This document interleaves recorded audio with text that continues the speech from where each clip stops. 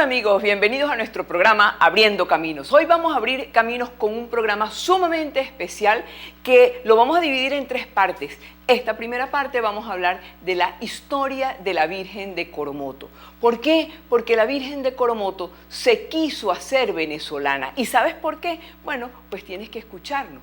Fíjate, el primer asunto importantísimo, interesantísimo de saber es que Cristóbal Colón llega a la América en 1492. Se regresa a España y en su tercer viaje, en 1498, es cuando llega a las costas de Venezuela y llega por el oriente, por donde están las tres islas, Margarita, Coche y Cubagua. Y allí en Margarita, Coche y Cubagua ellos se asientan. Claro, lo primero que hace Cristóbal Colón es sembrar la bandera de España, sembrar la cruz de Cristo y una bandera con la imagen de la Santísima Virgen.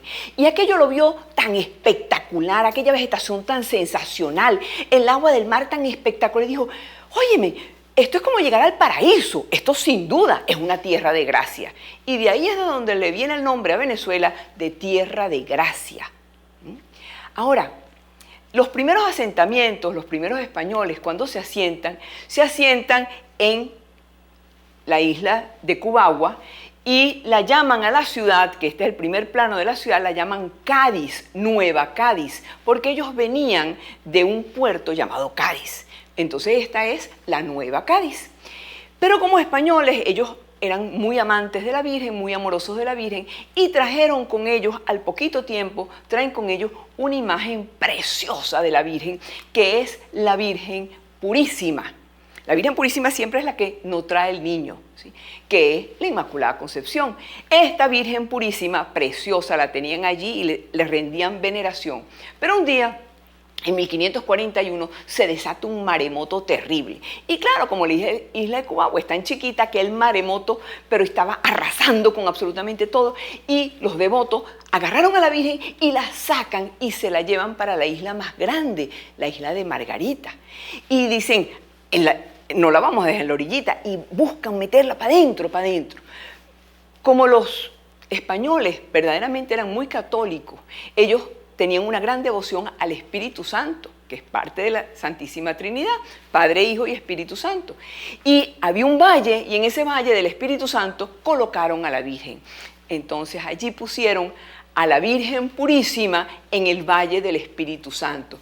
La llamaban la Virgen Purísima que está en el Valle del Espíritu Santo. La Virgen Purísima que está en el Valle del Espíritu Santo. Pero eso es muy largo. Y entonces, ¿qué se quedó? La Virgen del Valle. La Virgen del Valle es la primera advocación que llega, que traen a Venezuela. Absolutamente más nada. Es nuestra primera advocación.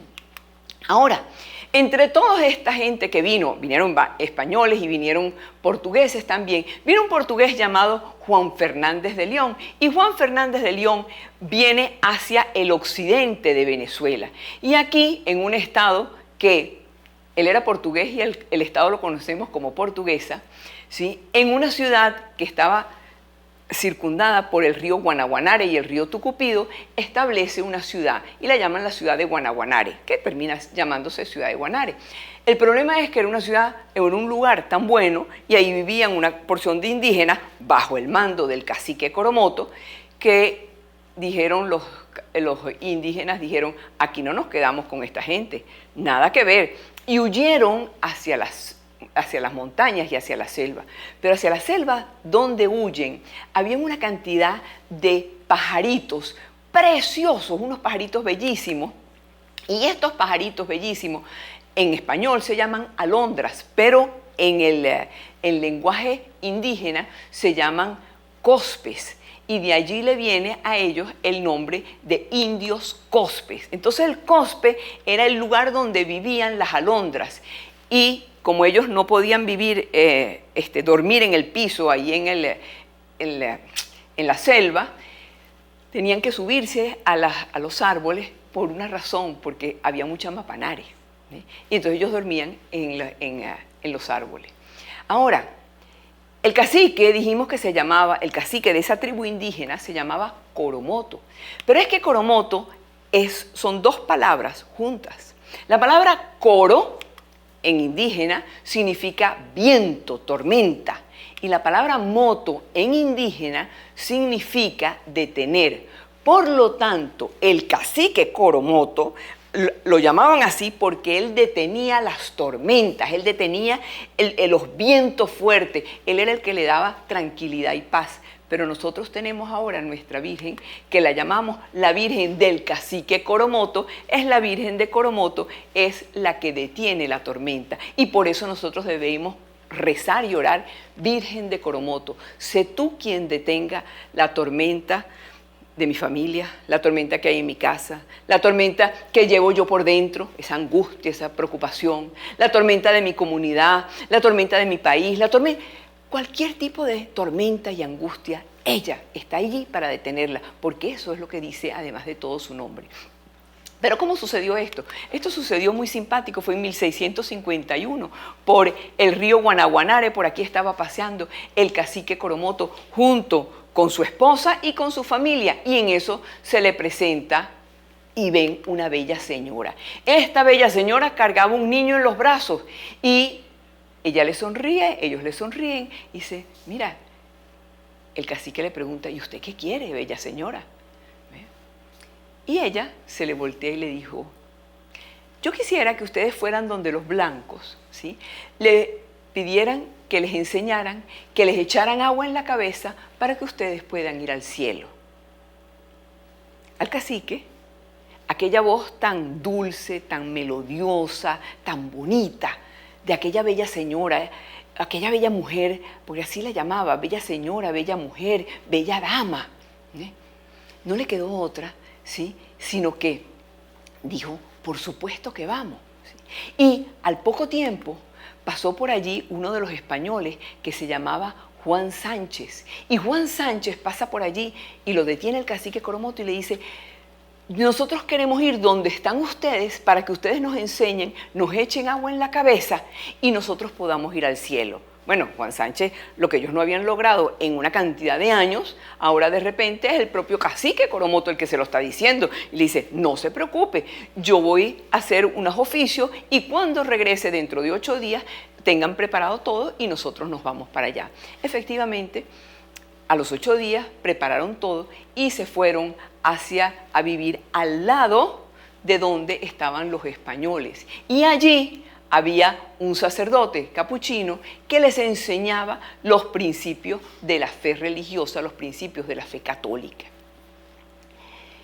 Pasa el tiempo, pasa un poco de tiempo, y la verdad es que el cacique Coromoto empezó a sentirse un poco mal, porque bueno, en la selva tenía todo, frutas, verduras, agua, fresco, y aquí no, esto era un sitio árido, ustedes tenían que sembrar, tenían que echar agua, tenían que cosechar, tenían que esperar, pasaban calor, y el indio Coromoto, el cacique Coromoto, cada día se ponía más bravo consigo mismo, porque él era el que había aceptado ir, ¿eh?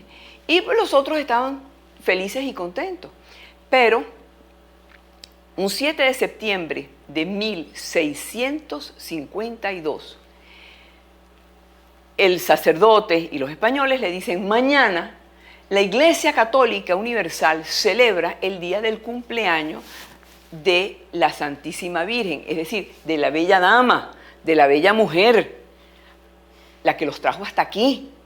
Sería un día apropiadísimo para que ustedes se bautizaran. Oye, a todos les pareció estupendo, pero el cacique se puso furioso y dijo, es que no puedo, no lo aguanto, no lo soporto. Y todos empezaron a prepararse, era 7 de septiembre, para el día siguiente, que era 8 de septiembre. Y ese 8 de septiembre, en la mañana temprano, el cacique Coromoto sale de su choza furibundo y se interna dentro de la selva y no quiere hacer nada. Mientras tanto, los otros indígenas, todos, se bautizaron, tuvieron una ceremonia bellísima, pasaron el día estupendo. Y ya cuando va a caer la tarde, llega el cacique de regreso a su casa. Cuando el cacique llega de regreso a su casa, está allí su esposa, la cuñada y el sobrino. Y él, furioso, llega y se tira sobre el catre. Y en eso, en toda la puerta, ve una gran luz. Y a esta bella dama, esta bella señora que él tenía ya mucho tiempo que no la había visto, porque la había visto al principio, cuando ella lo invitó para que se fueran a vivir junto a los que le iban a enseñar acerca de la fe, ya no la había vuelto a ver y ahora la vuelve a ver. Y como estaba con tanta rabia, se incorpora en el catre y le dice: ¿sabes qué? Con matarte me dejarás en paz porque me tienes obstinado. Yo lo que quiero es irme de aquí. Y agarra el arco y flecha y lo carga para flecharla, pero ella viene avanzando y se le viene acercando. Y como se le viene acercando, él tiene que zumba el arco y la flecha, ¿no? Y lo único que hace es que se le abalanza encima. Él no tenía ya nada en las manos y se le abalanza encima. Y agarra y de repente dice: la atrapé, la agarré, la tengo, aquí la tengo. Y efectivamente la mano le brillaba. Y a todas estas, la esposa y la cuñada y el sobrino le dice: abre la mano, ¿qué tienes? Y cuando él abre la mano, ve una imagen chiquitica, con la Virgen y el niño, ¿sí? Y además de todo, le brillaba. A todas estas, la esposa le decía: pero bueno, ¿cómo se te ocurre haberle pegado esos gritos? ¿Cómo se te ocurre haber dicho todas estas cosas? Pero él dijo: ¿sabes cómo es la cosa? A mí no me importa. ¿Sabes cómo es? La voy a agarrar y te voy a quemar. Y la veía la imagen que tenía en la mano y le decía: y ahora te voy a quemar. Y agarró una hoja de plátano, le envolvió y la puso en la parte de arriba del techo de la choza. Y se acostó a dormir. Estaba cansado. Pero el sobrino de 12 años, para que ustedes vean la importancia de los niños, la importancia de la gente, el sobrino de 12 años la está viendo y le dice: espera que el tío se duerma, y calladito a la boca, agarra la imagen y sale corriendo con la imagen envuelta en la hoja de plátano para llevársela a Juan Sánchez. Llega donde Juan Sánchez y le dice: señor Sánchez, mire. Abre la hoja de plátano y encuentra la imagen de la Virgen con el niño Jesús, y que salen rayos y luces. No podían entender, no podían creer lo que estaba pasando. Entonces, ¿qué hace? Inmediatamente Juan Sánchez le prende una velita, ¿ves? Dice: esto hay que cuidarlo, hay que reverenciarlo, porque esto evidentemente es del cielo. Esto no es hecho de nadie, esto es evidentemente del cielo. Es más, en el tiempo le construyó una choza, una especie de capilla, para tenerla allí, para que la gente la reverenciara, la venerara. Pero desde el primer momento en que le puso la velita, empezó a hacer milagros la Virgen. Llegó una persona con un niño enfermo, le curó el niño enfermo. Los milagros empezaron a sucederse, pero a una velocidad increíble. A todas estas el cacique Coromoto no tiene la menor idea. Él estaba durmiendo y cuando se despierta en la mañana, cumple con su promesa. Sale de la choza y ¡pah!, le prende fuego. Dice: la maté. La Virgen se escapó. Ella no se iba a dejar así nada más. Amigos, y él sale corriendo hacia la selva. Pero cuando él sale corriendo hacia la selva, ¿qué sucede? Una mapanare lo pica y lo pica en la pierna, ¿sí? Y cuando él siente que el veneno le empieza a subir, dice: no hay vuelta, me muero. Y en el momento de la chiquitica, como nos pasa a todos, amigos, en el momento de la chiquitica reconsideramos y empezó a pegar gritos: yo quiero que me echen agua en la cabeza porque me quiero ir al cielo, quiero que me echen agua en la cabeza porque me quiero ir al cielo. Y entonces, ¿qué pasó? Pasaba por ahí un señor que era de Barinas, un español que era de Barinas. Y aquí está la importancia de conocer el catecismo, de saber lo que dice la fe, porque el catecismo dice que toda persona bautizada, en caso de emergencia, puede bautizar a otro. Y entonces, ¿qué hizo el señor de Barinas? Agarró un poco de agua y se la echa sobre la cabeza al cacique Coromoto y le dice: yo te bautizo en el nombre del Padre y del Hijo y del Espíritu Santo. Y le puso el nombre de Ángel Custodio. El cacique Coromoto, ahora con un nombre cristiano, Ángel Custodio, le dice: llévame a Soropo, donde están los otros, porque necesito darles un mensaje. Y aquí es donde el cacique Coromoto se convierte en el primer gran apóstol. El primer apóstol de la Virgen de Coromoto es nada más y nada menos que el cacique. ¿Por qué? Porque él llega donde están los otros y les dice: ustedes se tienen que quedar aquí, este que está aquí se va a morir, pero ya yo recibí el agua y yo voy a ir al cielo. Y ustedes se tienen que quedar aquí y ustedes tienen que aprender y ustedes tienen que saber. ¿Y por qué tienen que aprender y saber? Por una razón muy sencilla, porque ustedes tienen que también llegar al cielo, ¿sí?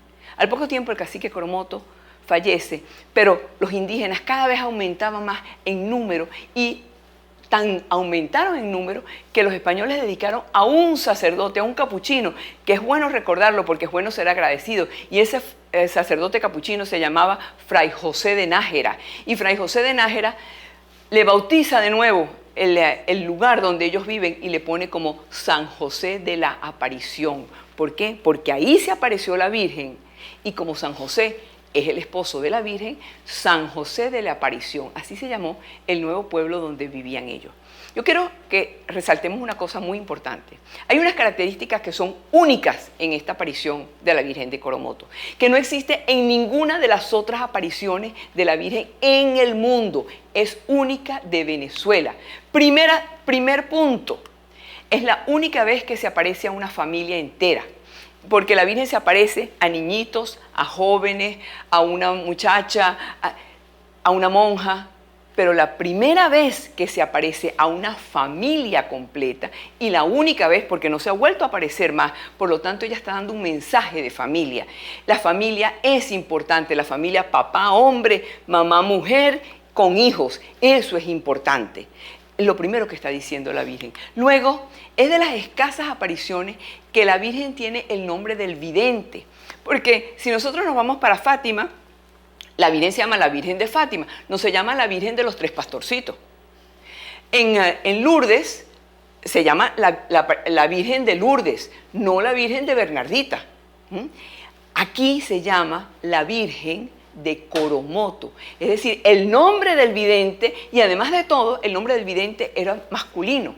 Por lo tanto, por eso es que en Venezuela Coromoto se llaman hombres y Coromoto se llaman mujeres, porque la Virgen de Coromoto.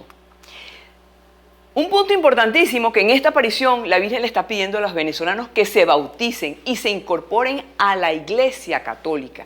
La Virgen que se le aparece al cacique, al verdaderamente autóctono venezolano, le está diciendo: yo quiero que ustedes pertenezcan a la Iglesia Católica, no a esa cantidad de iglesias que andan por ahí, no, que todos son inventos de la gente, no. Quiero que pertenezcas a la Iglesia Católica, a la iglesia que Cristo fundó, donde el Papa es el jefe de la iglesia. Esa es la iglesia que yo quiero que ustedes pertenezcan. Y por eso los manda a estudiar y por eso los manda a que se bauticen para que vayan al cielo. Pertenencia a la Iglesia Católica, muy importante, es mensaje de la Virgen. Y la otra es: vivan en unión con otras personas de raza diferente y culturas diferentes a las de ustedes. Es decir, él les dijo: vayan donde los blancos. Los indígenas son más trigueñitos, ellos claritos sabían. Los blancos, ellos tienen otra cultura, comen otras cosas, tienen otra fiesta. Pero entonces, si vamos a vivir unos al lado de los otros, tenemos que aprender a vivir en armonía, tenemos que aprender a vivir en unidad. Y un punto importantísimo es que ella deja su imagen como reliquia. Ella, como constatación de su aparición, deja su imagen en forma física en la mano del cacique.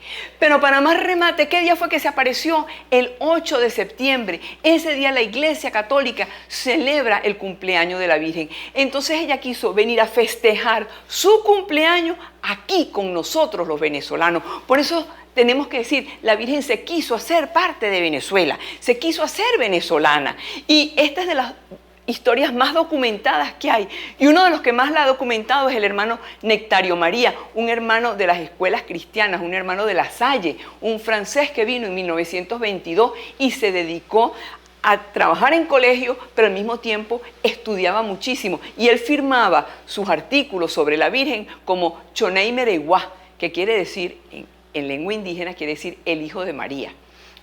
Y vivió durante 93 años, está enterrado en Venezuela a los pies de la Virgen y allí Este hermano Nectario María es a quien le debemos la mayor parte de los estudios de la Virgen de Coromoto y de las advocaciones marianas en Venezuela. A otro a quien le debemos muchísimo es a Monseñor Alfonso de Jesús Alfonso Vaz, porque él fue el que se empeñó en el trabajo de la basílica, en el trabajo de hacer del lugar donde se apareció la Virgen, aunque era muy difícil de construir, de hacer la basílica. Esta es la gran basílica y estas son las hermanas siervas del Santísimo que se ocuparon y se ocupan de mantener la basílica y de cuidar la basílica y de cuidar evidentemente a la Santísima Virgen. La fiesta de la Virgen de Coromoto se celebra el 8 de septiembre, que es el día de su aparición, pero se celebra también el 11 de septiembre, porque el 11 de septiembre el Papa Pío XII la coronó como patrona de Venezuela. Pero el 8 de septiembre se celebra la Virgen del Valle, la Virgen de la Caridad del Cobre, todas las imágenes de la Virgen celebran su fiesta el 8 de septiembre. ¿Por qué? Porque es el día del nacimiento de la Virgen. Pero como ella se apareció el 8 de septiembre, entonces dentro de la basílica hay grandes festejos con los indios cospes vestidos a su usanza y vestidos a como ellos estaban vestidos. Hay un punto muy interesante, que hay otra fiesta que se celebra que es el 2 de febrero, porque Juan Sánchez tuvo la reliquia durante año y medio en esa choza que nosotros vimos anteriormente, y año y medio después él la lleva en procesión 25 kilómetros desde el lugar de la aparición hasta en la catedral de Guanare, la lleva y se la entrega oficialmente a la iglesia. Por eso tiene la fiesta del 2 de febrero, del 8 de septiembre y del 11 de septiembre. Hay un punto muy interesante que a ella se le conoce como la Virgen del Agua, y al mismo tiempo que es la Virgen del Agua, es la Virgen de la familia, la Virgen que pide que vivamos y unidos juntos. Hay un punto importantísimo. San Lucas, en el año 61 después de Cristo, le pidieron que pintara, el obispo de Nápoles le pidió que pintara una imagen de la Virgen, y él le pintó esta imagen de la Virgen. Amigos, esta imagen de la Virgen que le pinta San Lucas en el año 61 después de Cristo es la imagen que desde donde empieza el primer culto, porque la gente la vio que era tan bonita y con ella se inicia el culto a la Virgen María. El culto a la Virgen María se inicia con esta imagen y en 1652 se aparece la Virgen exactamente en la misma forma, con las mismas columnas, sentada con la corona, con el niño en los brazos, ¿sí? Exactamente igual una que la otra. Es muy importante porque esto no se da en ninguna otra parte del mundo. Amigos, Simón Bolívar, cuando venía de Mérida, en 1822, cuando venía de Mérida y iba hacia Carabobo, se detiene en Guanare, y en Guanare se detiene y le dice, se arrodilla frente a la Virgen de Coromoto y le dice a la Virgen de Coromoto: vengo para tener una batalla sumamente importante para nuestra patria. Aquí de rodillas te pido que nos ayudes. Y él con todo su ejército le pide que los ayude. Señores, un mes después exactamente, el 24 de junio de 1821, estaba Simón Bolívar sellando nuestra independencia en Carabobo.